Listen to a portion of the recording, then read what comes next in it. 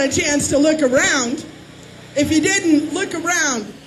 There are, I don't know, 5,000, 10,000 people who love justice here today.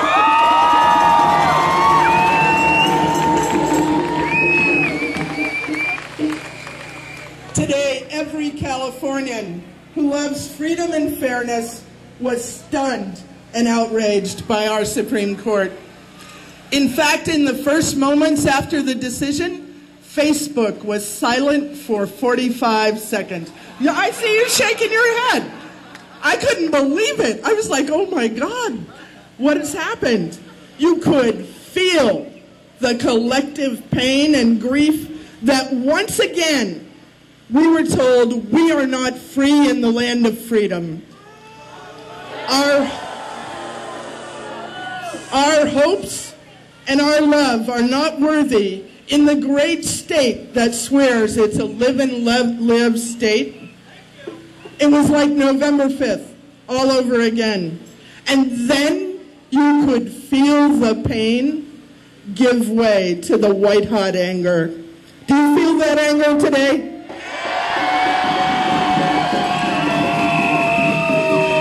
It's a rage for 70,000 California children who are growing up in loving same-sex homes, who had to be told this morning that their families are not equal in this state.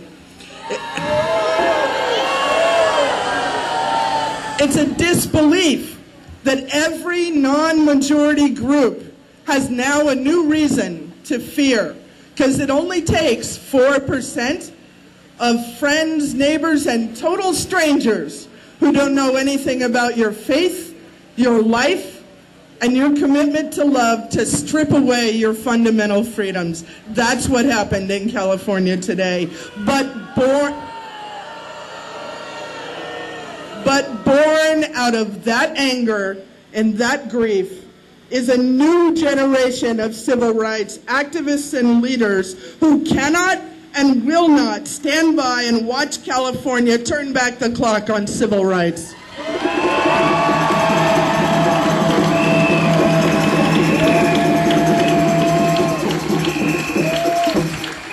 Now, we've been called a lot of names in this campaign and in this fight, but one of them rings powerfully true today.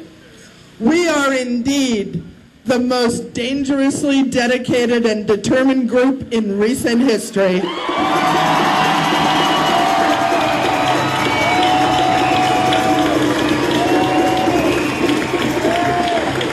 And we intend to make that description mild.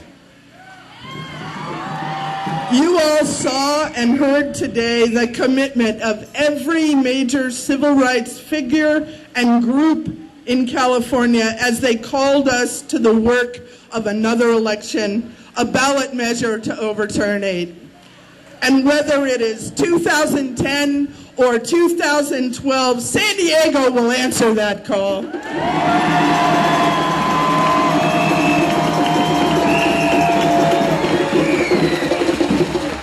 San Diego's been called ground zero in this fight in California, and that may be true. But I know the soul of San Diego. We may be moderate, even sometimes conservative, but San Diegans believe in justice.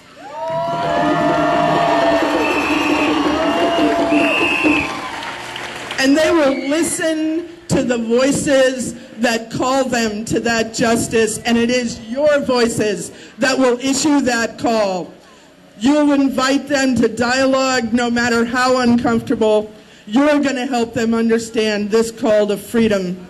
So whether you're a veteran of hundreds of freedom battles or a newly energized, committed soldier in the fight, whether you're a Republican, a Democrat, or a committed decline-to-stater, whether you're a member of the business community or a proud, loyal member of labor, whether you're a member of Families for Equality, members of the communities of color, or you stand for environmental justice, and most particularly, if you are a member of the 2,500 congregations that stood with us as Faith for equality. This fight needs your voice, and it needs it today.